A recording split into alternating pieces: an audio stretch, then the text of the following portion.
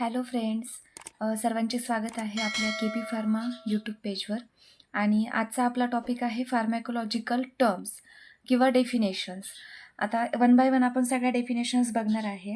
एकदम सिम्पल वेमध्ये आपण डेफिनेशन्स डिस्कस करणार आहे की बाबा जर सपोज अँटी हायपरटेन्सिव्ह असेल तर अँटी हायपरटेन्सिव्हचा मिनिंग काय, एक सिम्पल कीवर्ड्समध्ये आपण फक्त डेफिनेशन्स बघणार आहोत.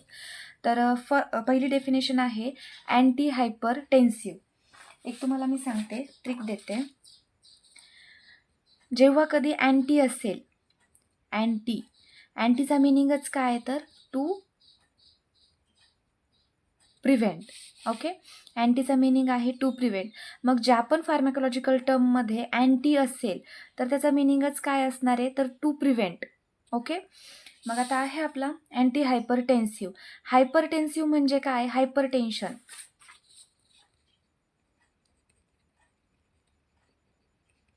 ओके, म्हणजे आता सपोज आपली डिफाईन आहे अँटी हायपरटेन्सिव्ह. मग यामध्ये डिफरन्शिएट दोन पार्टमध्ये कधी पण डिफाईन करायचे. अँटी, ओके, अँटी म्हणजे काय तर टू प्रिव्हेंट. आणि हे जे समोरचं दिसतं हायपरटेन्सिव्ह, हा काय असतो, हा मेन प्रॉब्लेम असतो, मेन डिसीज असतो. ह्या डिसीजला ट्रीट करतोय म्हणून तो काय तर अँटी हायपरटेन्सिव्ह. ओके, मग आता हायपरटेन्सिव्ह म्हणजे काय तर हाय ब्लड प्रेशर. आणि काय ट्रीट करायचं आहे आपल्याला, high blood pressure. To treat किंवा to prevent high BP, it is also known as anti hypertensive. So मग डिफाईन कशी असणार अँटी हायपरटेन्सिव्हची, to treat high blood pressure.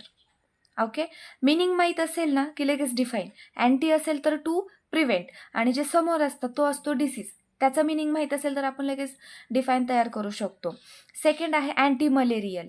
आता मलेरिया सगळ्यांना माहिती आहे. अँटी ए म्हणजे काय, टू प्रिव्हेंट मलेरिया किंवा to treat malaria, it is also known as anti malarial. Second आहे अँटी ट्युबरक्युलर. ट्युबरक्युलोसिससुद्धा हा सगळ्यांनी वर्ड सगळ्यांना वेल नोन आहे, ऐकलेला आहे.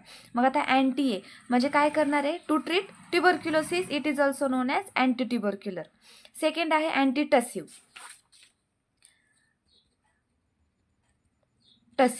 टस्यूचा मिनिंग काय आहे तर कफ.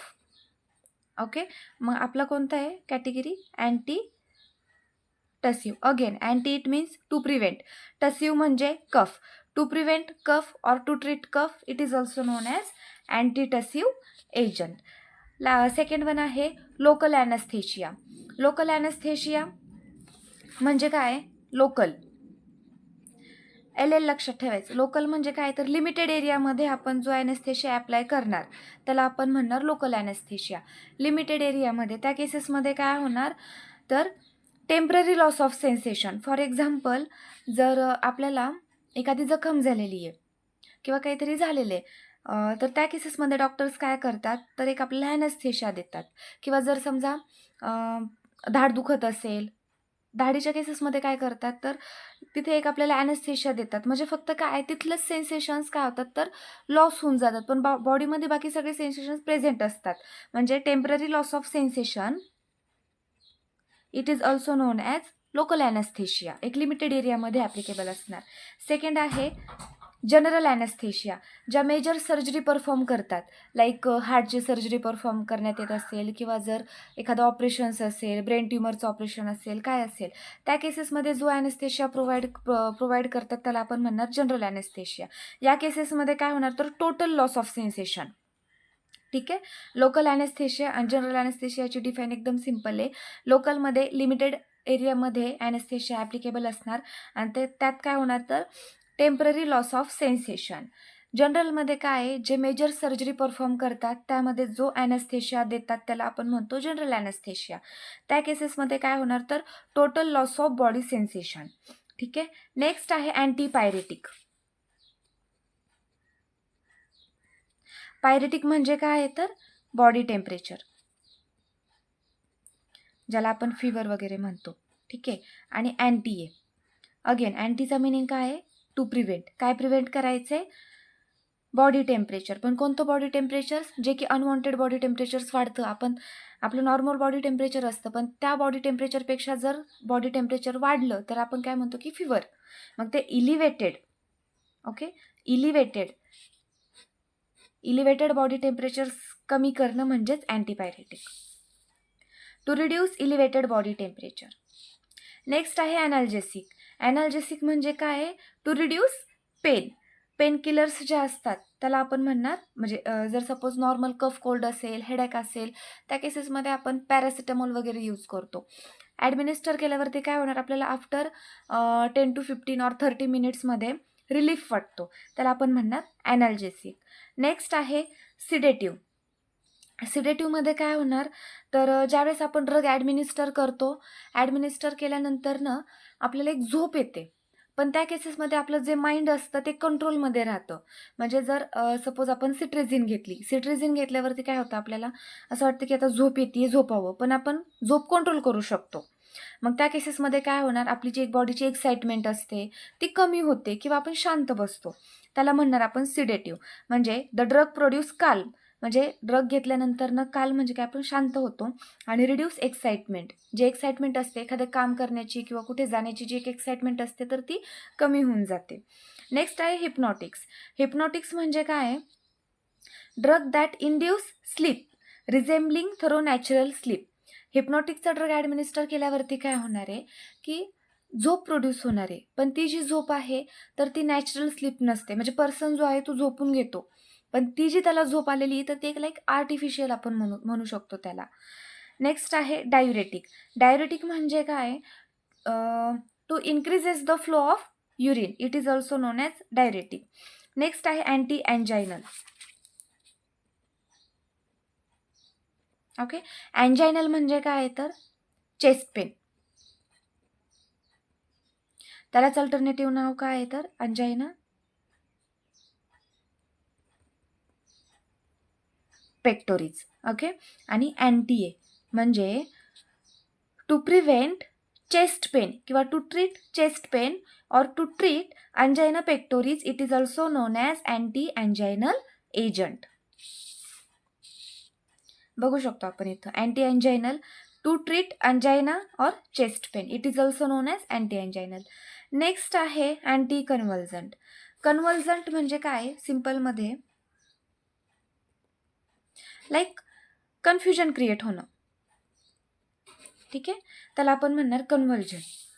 अँटी ए म्हणजे to treat convulsion, it is also known as anti convulsant. Next आहे फार्मॅकोकायनेटिक. फार्मॅकोकायनेटिक जे आहे त्यामध्ये काय असणार, ADME. ओके, फार्मॅकोकायनेटिक म्हणजे ए स्टँड फॉर ॲब्सॉर्प्शन, डी म्हणजे डिस्ट्रीब्युशन, एम मेटाबॉलिझम आणि ई म्हणजे इलिमिनेशन्स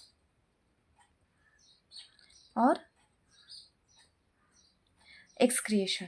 सो फार्मॅकोकायनेटिकमध्ये काय आहे, आपल्याला अशा ड्रगचा स्टडी करायचा आहे की त्यामध्ये ड्रगची ADME ॲक्शन्स आपल्याला दिसणार आहे, म्हणजे absorption, distributions, metabolism and excretion of drug. To study absorption, distribution, metabolism, excretion of drug. कशाचा स्टडी करायचा आहे तर ॲब्सॉर्प्शन, डिस्ट्रीब्युशन, मेटाबॉलिझम, एक्सक्रिएशन, पण काय तर drug. It is also known as kinetic. Okay, जर फार्मॅकोकायनेटिक असेल तर काय लक्षात ठेवायचं आहे, absorption, distribution, metabolism, excretion of drug. Okay, ADME हे लक्षातच ठेवायचं. नेक्स्ट आहे फार्मॅकोडायनॅमिक. फार्मॅकोडायनॅमिकमध्ये काय आहे, to study the mechanism action of drug. Okay, जर सपोज डोपामाइन हा आपला ड्रग आहे कॅटाकोलामाइनचा, तर डोपामाइन ड्रगची ॲक्शन काय, म्हणजे डोपामाइन ड्रग ॲडमिनिस्टर केल्यावरती त्याची बॉडीवरती कोणती ॲक्शन्स प्रोड्यूस होते, कोणती मेकॅनिझम ऑफ ॲक्शन तो शो करतो, त्याचा स्टडी आपण कशामध्ये करणार आहे तर फार्मॅकोडायनॅमिक. म्हणजे फार्मॅकोडायनॅमिकमध्ये काय आहे, study of mechanism action of drug. जे पण सगळे ड्रग्ज आहेत तर प्रत्येक ड्रग ॲडमिनिस्टर केल्यावरती त्याची काहीतरी एक मेकॅनिझम ऑफ ॲक्शन आपल्या बॉडीवरती दिसते, तर त्याचा आपण स्टडी करणार, त्याला आपण म्हणणार फार्मॅकोडायनॅमिक. नेक्स्ट आहे अँटी कॅन्सर. अँटी कॅन्सर म्हणजे कॅन्सर माहिती आहे, to treat cancer, it is also known as anti cancer.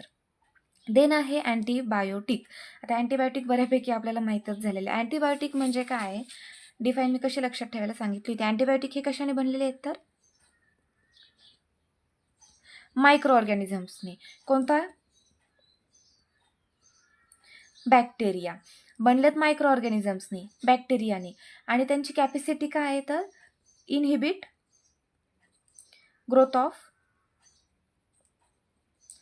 Other micro organisms. It is also known as antibiotic. Antibiotic आहेत, अँटीबायोटिक मायक्रो ऑर्गॅनिझम्सने बनलेले आहेत, बॅक्टेरिया. आणि त्यांची कॅपॅसिटी काय आहे? To inhibit the growth of other micro organism. म्हणजे जे अनवॉन्टेड मायक्रो ऑर्गॅनिझमची ग्रोथ होती तर त्याला किल करण्याची कॅपॅसिटी अँटीबायोटिकमध्ये आहे. ओके. यामध्ये जर कोणाला काही डाऊट असेल तर तुम्ही कमेंट्समध्ये सांगू शकता. आणि जर तुम्ही आपल्या पेजवरती नवीन असाल तर आत्ताच व्हिडिओला लाईक करा, शेअर करा आणि सबस्क्राईब करा. म्हणजे असेच तुम्हाला इझी वेमध्ये इझिली अंडरस्टँड होतील असे फार्मेकोलॉजिकल किंवा ज्या फार्मसीच्या मेथड्स आहेत, फार्मसीचे जे टॉपिक्स आहेत तर ते तुम्हाला भेटतील. थँक्यू.